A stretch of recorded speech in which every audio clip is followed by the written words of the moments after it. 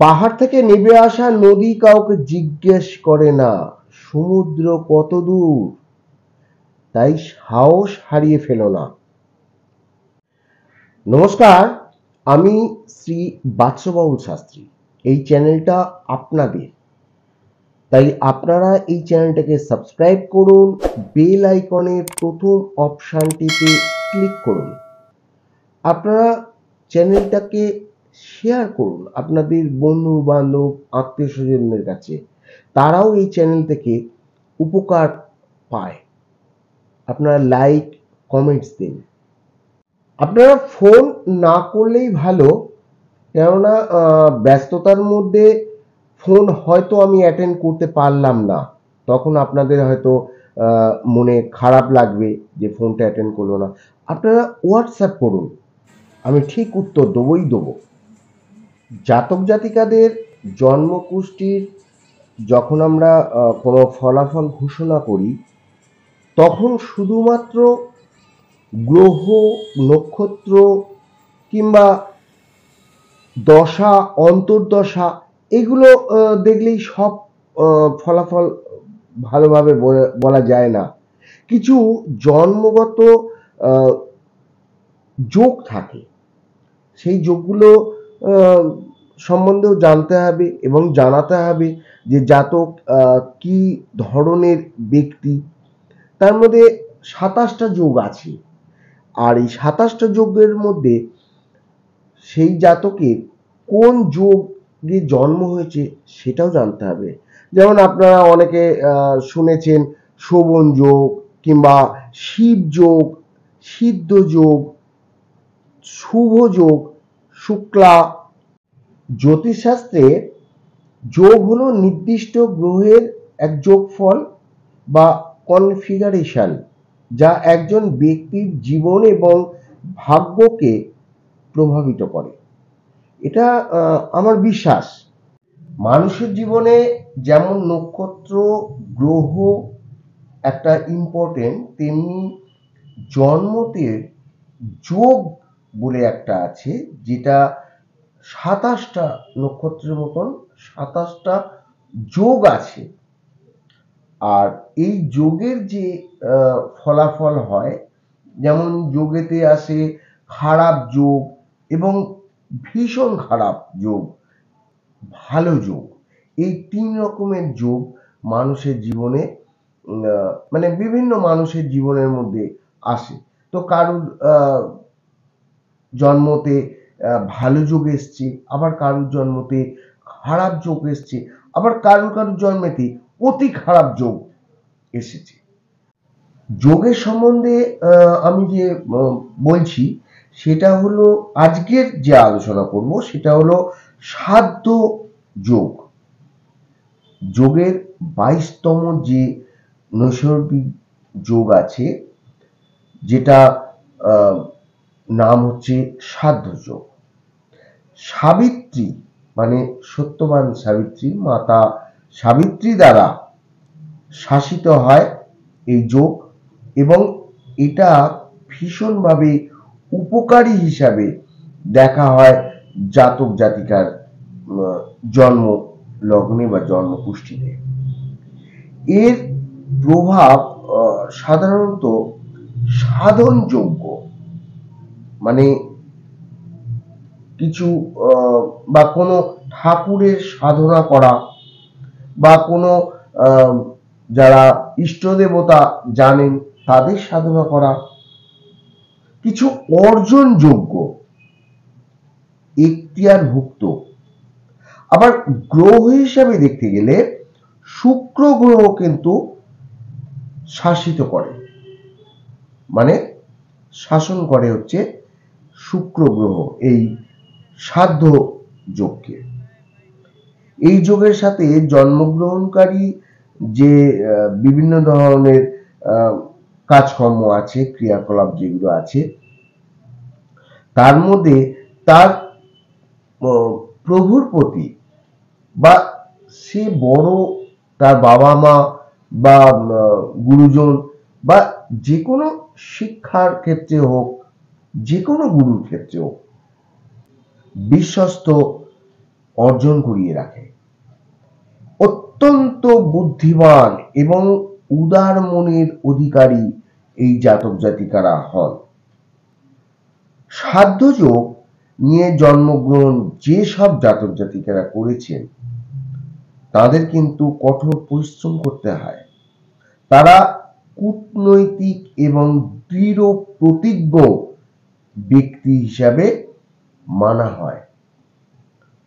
এই যুগে স্থানীয়দের যে চরিত্র দেখা যায় সেটা কিন্তু দৃঢ় প্রতিজ্ঞ এবং আত্মবিশ্বাসী তারা তাদের চরিত্রকে করে তোলে। ধৈর্য তাদের মধ্যে একটি বিশেষ বৈশিষ্ট্য এবং তারা তাদের পরিশ্রমের ফলের জন্য খুব একটা বেশি চিন্তা করেন যে আমি কতটা পরিশ্রম করলাম, সেটা নিয়ে তার অত মাথা ব্যথা নেই। তারা দক্ষতা এবং ভালো অভ্যাসের জন্য এই যে ফলটা তারা কিন্তু লাভ করে। তারা তারা বড় গুরুজনদের আশীর্বাদ লাভ করে, সুনিশ্চিত সিদ্ধান্ত নেয়। সুচিন্তিত সিদ্ধান্ত নেওয়ার ফলে তারা আত্মবিশ্বাসী হয়ে থাকে এবং বিপুল আর্থিক লাভ করে এবং সামাজিকভাবে তারা স্বীকৃতি পায় এবং সেই সম্ভাবনাও অনেকটাই প্রবল থাকে। সাধ্যযোগের জাতক জাতিকাদের চরিত্র অন্যান্য জাতক জাতিকাদের চরিত্র থেকে একটু আলাদাভাবে হয় এবং তারা আলাদা হতেও চায়। এই যোগের ব্যক্তিদের চরিত্র দৃঢ় এবং আত্মবিশ্বাসী তারা কিন্তু করে তোলে। এই ব্যক্তিদের মধ্যে দক্ষতার জন্য মানুষ তাদের স্বীকৃত করে। ধৈর্য তাদের মধ্যে একটা বিশেষ বৈশিষ্ট্য এবং তারা তাদের যে পরিশ্রম করছে সেই পরিশ্রম করার ফলে তারা লাভ যেটা হয়, ফল যেটা, সেটার জন্য তারা ভাবে না, কেননা তারা তো পরিশ্রমের ফল পাবেই পাবে।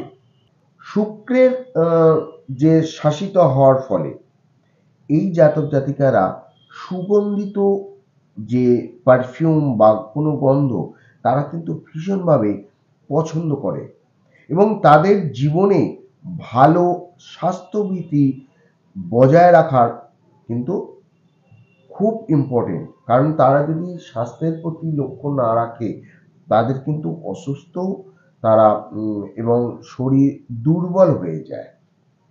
এরা মৃদুভাষী জীবনের এবং প্রগতিশীল কিন্তু হয়ে যায়।